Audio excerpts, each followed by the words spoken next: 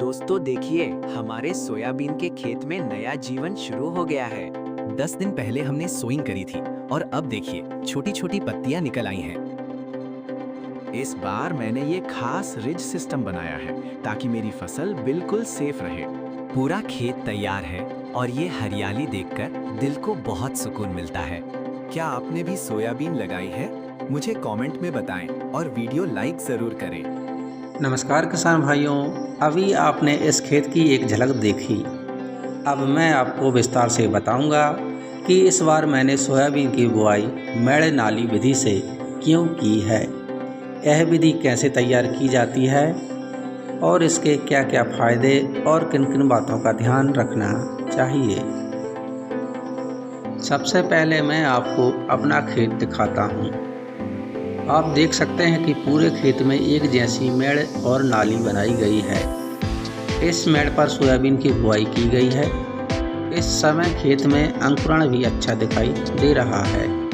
पौधे लगभग एक जैसी दूरी पर निकल रहे हैं। शुरुआत अच्छी हो तो आगे फसल की पैदावार भी अच्छी होने की संभावना रहती है। किसान भाइयों, पिछले कुछ वर्षों से मौसम का कोई भरोसा नहीं है।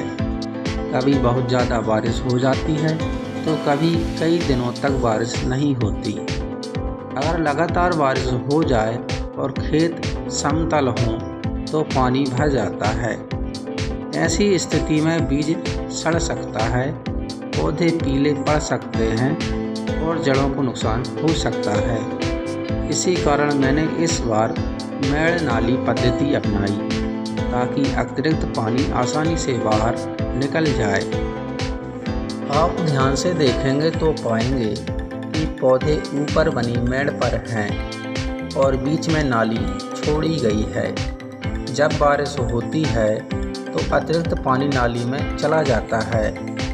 इससे पौधों की जड़ों के पास लंबे समय तक पानी जमा नहीं रहता। इस विधि को सबसे बड़ी खासियत यह है, पहला फ़ायदा पानी का निकास अच्छा रहता है। दूसरा फ़ायदा बीज गलने की संभावना कम हो जाती है। तीसरा फ़ायदा जड़ों को हवा अच्छी मिलती है। चौथा फ़ायदा पौधों की पैदावार बेहतर हो सकती है। पांचवा फ़ायदा निदाई, गोड़ाई और दवा का छिड़काव करने में आसानी होती है। और हमें किन बातों का ध्यान रखना चाहिए तो मैं बताता हूँ। इस विधि में केवल मेड़ बनाना ही काफ़ी नहीं है, बुआई सही गहराई पर होनी चाहिए। अच्छी गुणवत्ता का बीज होना चाहिए। बारिश के बाद खेत का निरीक्षण जरूर करें कि कहीं पानी रुक तो नहीं गया। अगर कहीं नाली बंद हो गई हो तो उसे तुरंत खोल दें। तो किसान मित्रों, इसके कुछ नुकसान भी हैं। हर तकनीक की तरह इस विधि की भी कुछ सीमाएं हैं। अगर लंबे समय तक बारिश नहीं होती और मिट्टी जल्दी सूख जाती है तो मेड़ पर नमी कम हो सकती है। इसलिए हर किसान को अपने क्षेत्र की मिट्टी, बारिश और सिंचाई की सुविधा को ध्यान में रखकर ही यह तरीका अपनाना चाहिए। तो किसान दोस्तों, मेरे अनुभव के अनुसार मेरे खेत में अभी तक अंकुरण अच्छा दिखाई दे रहा है, लेकिन अभी फसल शुरुआती अवस्था में है। आगे मौसम कैसा रहता है और फसल की पैदावार कैसी होती है, यह भी बहुत महत्वपूर्ण रहेगा। मैं इस खेत की हर स्टेटस की जानकारी आपको वीडियो के माध्यम से देता रहूँगा ताकि आपको वास्तविक परिणाम देखने को मिलें।